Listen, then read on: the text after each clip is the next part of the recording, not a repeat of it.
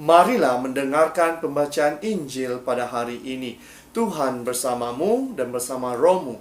Inilah Injil menurut karangan Santo Lukas. Dimuliakanlah Tuhan.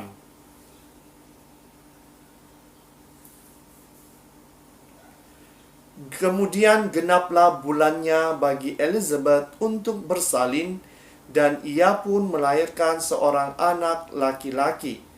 Ketika tetangga-tetangganya serta sanak saudaranya mendengar bahwa Tuhan telah menunjukkan rahmat-Nya yang begitu besar kepadanya, bersukacitalah mereka bersama-sama dengan dia.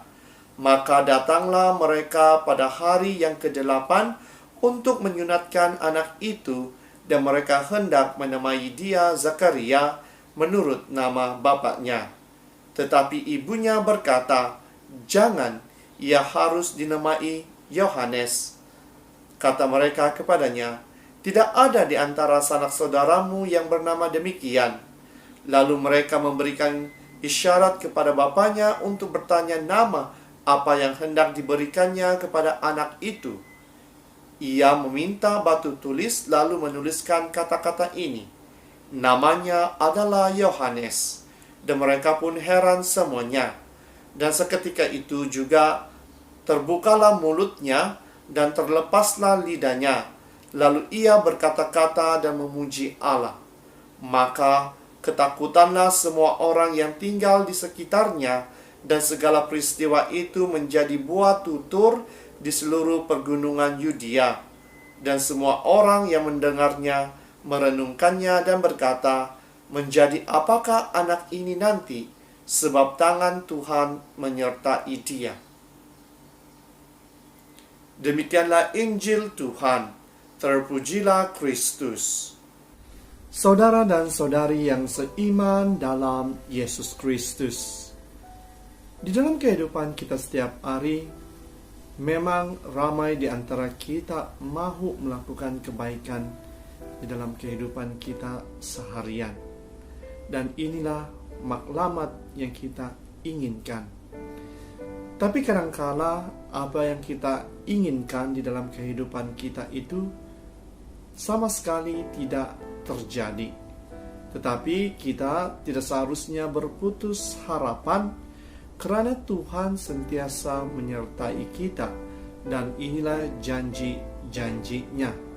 Dan di dalam Injil pada hari ini, kita mendengar bagaimana kelahiran Yohanes Pembaptis. Ketika keluarganya melawat Elizabeth dan juga keluarganya, mereka bertanya apakah nama yang harus diberikan kepada bayi yang baru lahir itu. Dan Elizabeth mengatakan Yohanes. Dan mereka mengatakan tidak ada nama sedemikian di antara ahli keluarga kamu. Tetapi apabila mereka meminta ataupun apabila mereka memberi signal kepada Zakaria memberitahu mereka bahwa bayi itu harus dinamakan sebagai Yohanes. Dan ketika Zakaria memberitahu mereka sedemikian, maka keajaiban berlaku ke atas Zakaria, karena dia dapat berbicara kembali. Tetapi apa yang paling penting di dalam Injil pada hari ini, ketika keluarga Elizabeth mengatakan, apakah yang akan terjadi ke atas anak ini, karena Tuhan menyertainya. Dan kita semua tahu bahwa Yohanes Pembaptis adalah seorang yang sederhana, dan dia membuka jalan bagi Yesus di dalam pelayanannya.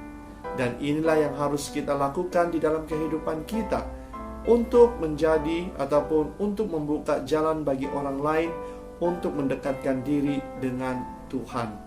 Dan di dalam kehidupan kita setiap hari, kita harus hidup di dalam kesederhanaan.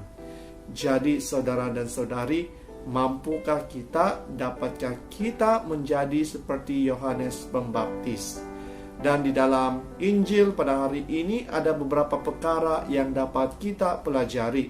Yang pertama, siapapun diri kita dan apapun kedudukan kita, kita harus percaya bahwa kelahiran kita di dunia ini mempunyai misi yang khusus yang telah diberikan oleh Allah kepada kita, yaitu misi kita adalah dengan mewartakan kabar gembiranya kepada semua orang. Dan kita juga harus tahu bahwa Dia sentiasa menyertai kita dan memberikan kasih-Nya melalui anaknya yang tunggal, yaitu Yesus Kristus. Jadi saudara dan saudari, tugas kita adalah untuk menyebarkan kasih ini agar orang lain tetap percaya bahwa Tuhan itu sentiasa menyertai mereka dan tidak pernah meninggalkan mereka semua. Yang kedua, di dalam kita melakukan misi kita ini, perasaan takut dan gentar itu tidak perlu ada di dalam kehidupan kita. Karena yang pasti, Allah sentiasa menyertai kita. Anaknya yang tunggal, Yesus Kristus, yang disebut Immanuel, yang berarti Tuhan beserta kita, itu tidak akan meninggalkan kita, tidak akan membiarkan kita bersendirian. Oleh itu tetaplah percaya bahwa Dia sentiasa membantu kita. Tetapi ingat, semuanya ini terjadi sekiranya iman kita teguh. Kita tetap setia di dalam apa yang kita lakukan demi nama Tuhan. Jangan mencari Tuhan yang lain, melainkan Allah kita.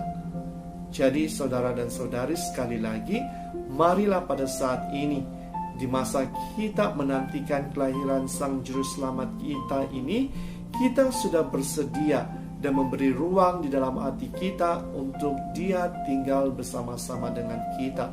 Sekiranya kita belum bersedia, masih belum terlambat bagi kita untuk menyediakan diri kita. Bukan sahaja diri kita, tetapi kita juga harus membuka jalan bagi orang lain agar Sang Juru Selamat ini juga hadir bersama-sama dengan mereka. Jadi saudara dan saudari, marilah kita sentiasa taat setia di dalam pelayanan kita.